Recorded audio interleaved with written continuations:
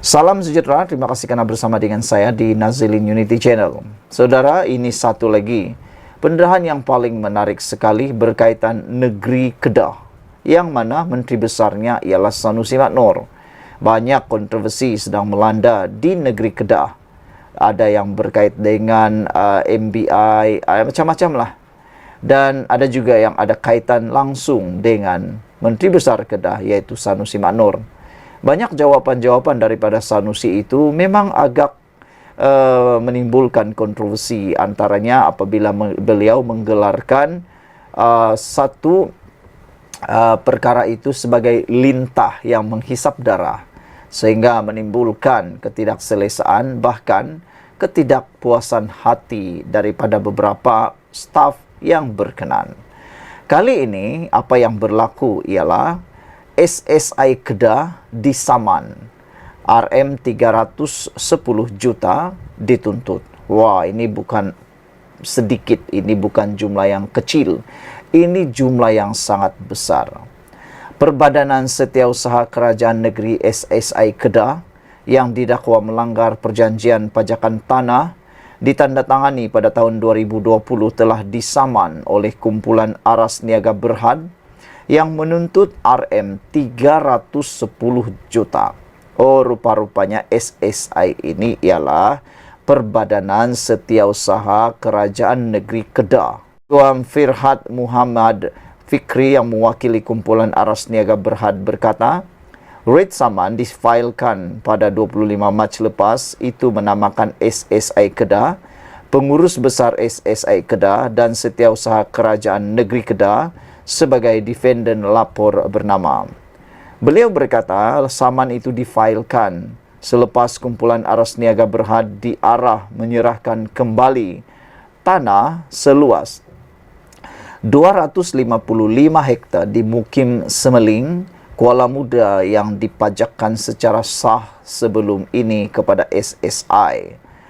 Pelanati menuntut ganti rugi akibat mungkir janji terhadap perjanjian tambahan sebanyak 300 juta ringgit dan ganti rugi atas kerja dibuat Pelanatif dalam melaksanakan projek di tapak berkenan sebanyak RM 10 juta katanya pada sidang media.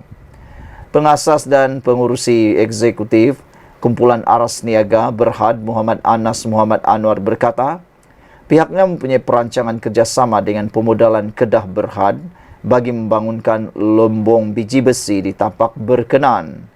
Beliau berkata syarikat telah mengeluarkan sejumlah modal bagi mengawal tapak tersebut, termasuk melakukan kerja kajian di kawasan itu sebelum membentangkan potensi kegiatan perlombongan biji besi dan mampu menjana pendapatan negeri.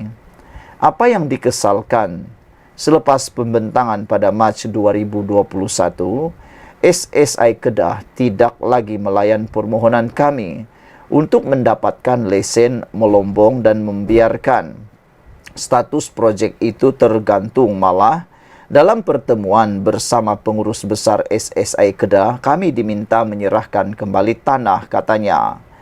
Anas berkata, mengikut perjanjian itu, syarikat itu mendapat hak pajakan selama 45 tahun di tapak berkenan dan mematuhi segala syarat yang ditetapkan bagi memulakan pembangunan lombong biji besi sehingga peringkat perjanjian tambahan. Namun akhirnya kami tidak diberikan lesen melombong dan ia jelas merugikan pihak syarikat, kata beliau lagi.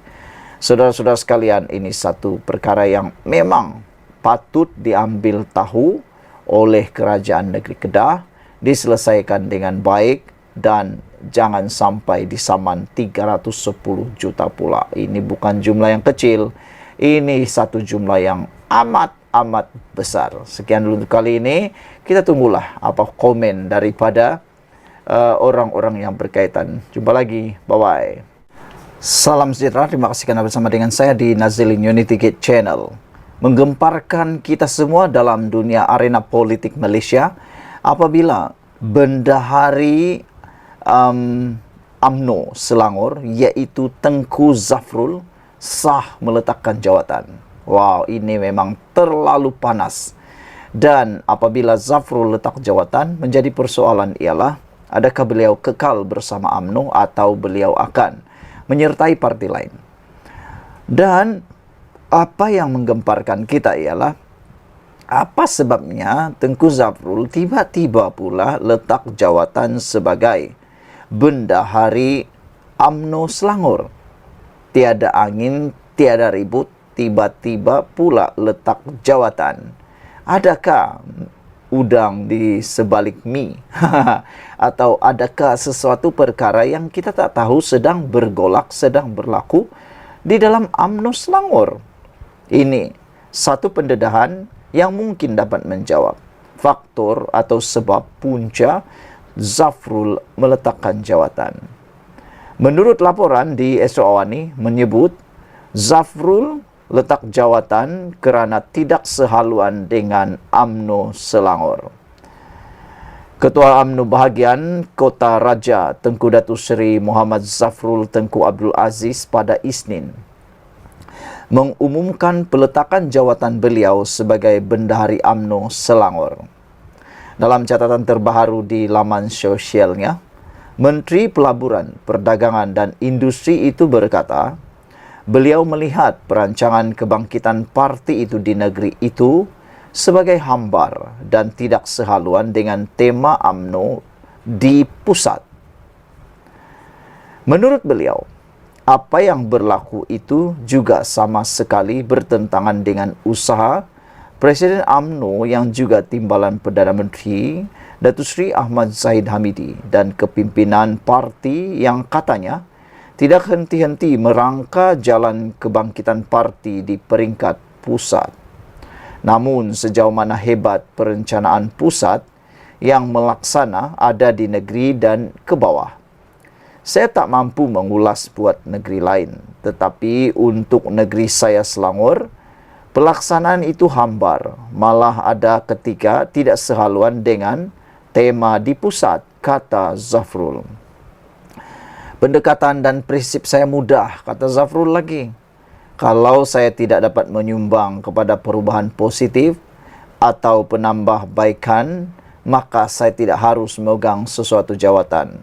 Malah, lebih baik saya mengusungkan jawatan untuk diisi orang yang boleh menyumbang dan dengan lebih efektif, katanya lagi.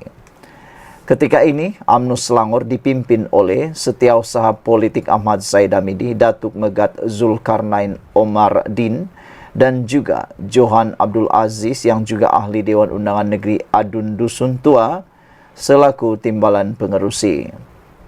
Dalam catatannya, Tengku Zafrul berpandangan Selangor merupakan sebuah negeri yang amat penting untuk mana-mana parti politik bertapak.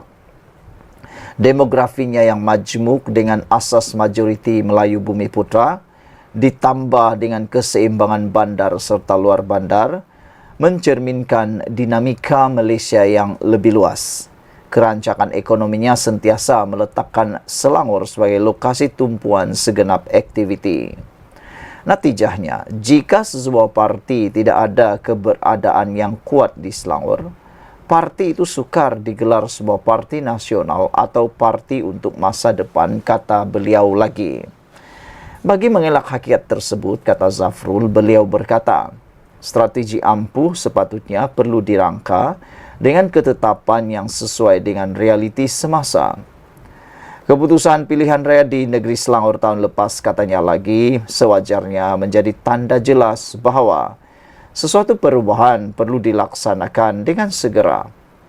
Antara lain, tawaran kepada pengundi Selangor harus dibina dengan lengkap, diuji dan disemak dengan pemegang taruh. Kerjasama dengan parti-parti lain mesti diperkuat, bukannya dilemahkan atas angan-angan bahawa masalah UMNO terletak pada hubungannya dengan parti lain. Apatah lagi sedangkan hubungan itu sudah wujud di peringkat pusat, luah beliau lagi. Tengku Zafrul turut merakamkan ucapan terima kasih atas lantikan dan kepercayaan ini dan beliau akan tetap meneruskan tugasan peranan sebagai Ketua UMNO Bahagian dan Ahli Majlis Kerja Tertinggi yang dipilih. Saya sentiasa mendoakan agar Allah merestui perjuangan hakiki ini bersama, dan semoga UMNO, khususnya UMNO Selangor, bertapak kembali di hati rakyat negeri ini, insya Allah, katanya. Semoga UMNO kembali ke persada politik tanah air demi agama, bangsa, dan negara, dulu, kini, dan selamanya, katanya lagi. Sekian untuk kali ini. Jangan lupa tinggalkan komen Anda, tekan butang subscribe. Bye-bye.